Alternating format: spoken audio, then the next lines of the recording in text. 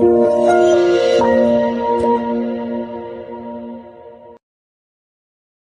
်္ဂလာပါခင်ဗျာ S Gemological Institute ရဲ့ကျောင်းမြတ်ဆိုင်ရာပညာရေးများမျှဝေခြင်း Gem Knowledge Sharing ကနေကြိုဆိုပါရစေကျွန်တော်ကတော့ SGI ကအာကာမိုးမြင့်ဖြစ်ပါတယ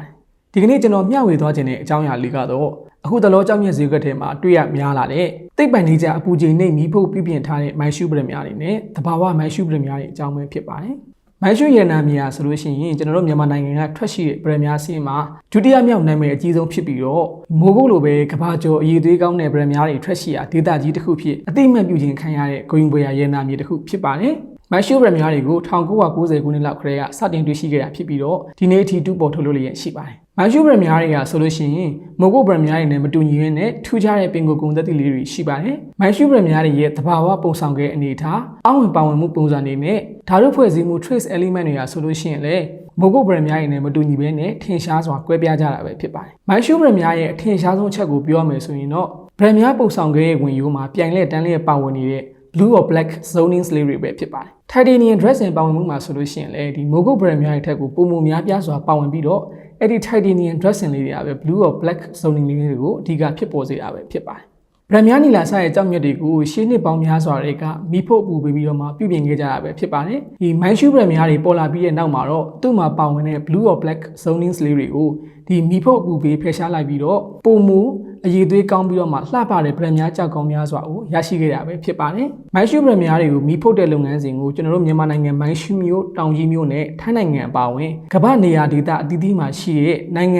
ကြီးတွေမြို့ကြီးတွေကပါပြုလုပ်ခဲ့ကြတာဖြစ်ပါတယ်မီးဖို့ပြုပြင်စရာမလိုဘဲနဲ့အလွန်ကိုလှပပြီးဆွဲဆောင်မှုရှိတဲ့တဘာဝမိုင်းရှူပရများတွေကိုလည်းတွေ့ရလိမ့်ရှိပြီးတော့ရှားပါမှုကတော့ထိတ်တန့်ပဲဖြစ်ပါတယ်ရှေ့အခင်းနှစ်ပေါင်းများစွာကဒီမိုင်းရှူပရများတွေကိုမီးဖို့တဲ့အခါမှာအပူချိန်1800ဒီဂရီဆဲလ်စီယပ်အထိအပူချိန်မြင့်မီးဖို့ပြုပြင်ကြတာဖြစ်ပြီးတော့အဲ့လိုမီးဖို့တဲ့အခါမှာ flux လို့ခေါ်တဲ့ဓာတ်ကူပစ္စည်းတွေအနေနဲ့ borax resin တွေကိုထည့်ပြီးတော့ပဲဖြစ်ဖြစ်ဒါမှမဟုတ်ဘာဓာတ်ကူပစ္စည်းမှမပါဘဲနဲ့ပဲဖြစ်ဖြစ်မီးဖို့ပြုပြင်ခဲ့ကြတာပဲဖြစ်ပါတယ်အဲ့လိုအပူချိန်မြင့်မီးဖို့ပြုပြင်လိုက်တဲ့အခါမှာငကိုရှင်ဆွဲအမဲရောင်ရဲဝန်းဟာလုံးဝပျောက်ကွယ်သွားတယ်ဆိုပေမဲ့လို့အကျိုးဆက်အနေနဲ့ကတော့ဒီကြောက်မြက်ရဲ့အဲ့ရထဲမှာကြံ့ရစ်ခဲ့တဲ့ borax flux တွေကိုတော့ဒီ gas barrier တွေပါဝင်ပြီးတော့ရှုပ်ထွေးနေတဲ့ feathers တွေအနေအထားတွေနဲ့တွေ့မြင်ရတတ်ပါတယ်အဲ့ဒါကြောင့်ဒီအပူချိန်မြင့်မိုင်းရှူမီဖို့ပရများတွေကိုအတွေ့အကြုံရှိတဲ့ experience gemologist တွေအနေနဲ့ဒီ standard gemological microscope အောက်မှာလွယ်လွယ်ကူကူပဲခွဲခြားနိုင်မှာပဲဖြစ်ပါတယ်ဒီအပူချိန်မြင့်မီဖို့ပြပြင်ထားတဲ့မိုင်းရှူပရများတွေရဲ့နောက်ထပ်ထင်ရှားတဲ့အချက်ကတော့လိုင်းတိုခရမ်းလိုရောင်ကြီးလို့ခေါ်တဲ့ short wave ultraviolet light အောက်မှာဆိုလို့ရှိရင်အဖြူရောင်သန်းနဲ့အနီရောင်ဓာတ်ရောင်ပြန်တောက်ပခြင်းဖြစ်စဉ်မျိုးပြသကြတာရှိပါတယ်ဒါပေမဲ့အချို့သောအပူချိန်မြင့်မိုင်းရှူမီဖို့ပရများတွေကဆိုလို့ရှိရင်ဒီမြင်နေကြသဘာဝမိုင်းရှူပရများတွေထက်ကိုပုံမူတောက်ပတဲ့ဓာတ်ရောင်ပြန်တောက်ပခြင်းမျိုးပြသတာမျိုးလည်းရှိပါတယ်ဒါပေမဲ့ဒီနေ့ခင်မီဖွံ့ဖြိုးတိုးတက်လာတဲ့မီးဖုတ်ခြင်းနည်းပညာရေးကြောင့်မို့လို့ကျောက်မြတ်ဈေးကွက်ထဲမှာအပူချိန်1000ဒီဂရီဆဲလ်စီယပ်ထက်လျော့နေတဲ့အပူချိန်နှိပ်မီးဖိုးပြပြင်ထားတဲ့မိုင်းရှူပရများတွေဟာလည်းတဖြည်းဖြည်းဝင်ရောက်လာပြီဖြစ်ပါတယ်အဲ့လိုအပူချိန်နှိပ်မီးဖိုးပြပြင်ထားတဲ့အချင်းအဓိကရွေးချက်ကတော့ဒီခဲရောင်တန်းနေတဲ့မိုင်းရှူပရများတွေကိုပုံမလှပပြီးဆွဲဆောင်မှုရှိတဲ့အနီရောင်တက်ရခြင်းလို့ပဲဖြစ်ပါတယ်ဒီ low temperature heating မိုင်းရှူပရများတွေဟာဆိုလို့ရှိရင် high temperature heating မိုင်းရှူပရများတွေနဲ့မတူညီဘဲနဲ့ကွဲပြားတဲ့အချက်လေးတွေရှိပါတယ်ပထမဆုံးအချက်လေးတွေကတော့ဒီ low temperature heating မှာပါဝင်တဲ့ blue or black zoning လေးတွေဆိုလို့ရှိရင် high temperature heating တုန်းကလုံးဝပျောက်ကွယ်သွားတာမျိုးမဟုတ်ဘဲနဲ့ဒီတဘာဝမိုင်းရှူပရများတွေနဲ့တိတာလောက်အောင်ကွဲပြားခြင်းမျိုးမရှိရလဲတွေ့ရတတ်ပါတယ်ဒီဒုတိယအချက်အနေနဲ့ကတော့မီးပို့လိုက်တဲ့အခါမှာ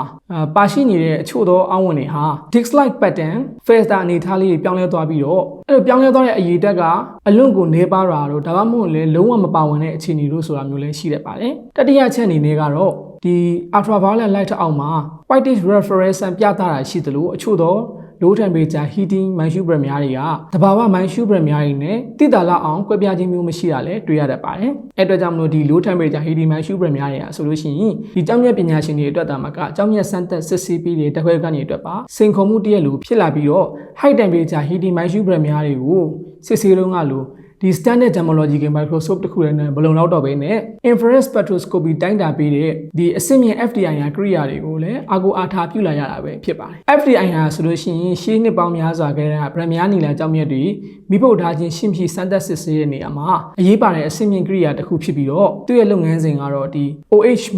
hydroxide ဓာတ်ပေါင်းနေတဲ့ peak တွေကိုဖော်ပြပေးတာပဲဖြစ်ပါတယ်ကျွန်တော်တို့ SCI Gemlet အနေနဲ့ညီသည့်ဗရမ များနီလာကြောင့်မြတ်ကိုမဆိုစမ်းသပ်စစ်ဆေးတော့မယ်ဆိုလို့ရှိရင် gemological microscope microscope နဲ့အသေးစိတ်ကြည့်ရှုစစ်ဆေးတာပိုပြီးတိကျတဲ့ခင်မီ FTIR spectrometer စက်နဲ့တိုင်းတာစစ်ဆေးတာ trace element chemistry ကို EDXI စက်နဲ့တိုင်းတာစစ်ဆေးတာစတဲ့အသေးစိတ်ပြီးတိကျတဲ့လုပ်ငန်းစဉ်ကိုတစ်ဆင့်ကြီးလှုပ်ဆောင်ပြီးမှသာလျှင်ရရှိလာတဲ့ data တွေကိုခွဲခြမ်းစိတ်ပြပြီးတော့ gem testing result ဒါမှမဟုတ် gem testing report ကိုထုတ်ပေးတာပဲဖြစ်ပါတယ်။ညီကုန်းချုပ်အနေနဲ့ပြောရမယ်ဆိုလို့ရှိရင်တော့ဒီနေ့ကြောက်မြတ်ဈေးကွက်တွေထဲမှာ low temperature heating မိုင်းရှူမီဖို့ brand များတွေဟာတစားတဲ့တစားဝင်ရောက်လာတာဖြစ်တဲ့အတွက်ကြောင့်မို့လို့ဒီမိုင်းရှူ brand များတွေအတွက်တာမကအခြားသော brand များနီလာကြောက်မြတ်တွေအတွက်ပါတဘာဝအတိုင်းဟုတ်မဟုတ်မီဖို့ထားခြင်းရှိမရှိသိဖို့ဆိုလို့ရှိရင် standard gemological microscope တစ်ခုတည်းကိုအသုံးပြုစစ်ဆေးရုံနဲ့မလုံလောက်တော့ဘဲနဲ့နိုင်ငံတကာအဆင့်မီတစ်ဖက်ကမ်းမှာစစ်ဆေးဖို့လိုအပ်လာပြီဆိုတဲ့အကြောင်းကိုတင်ပြလိုက်ရပါတယ်ကျေးဇူးတင်ပါတယ်ခင်ဗျာ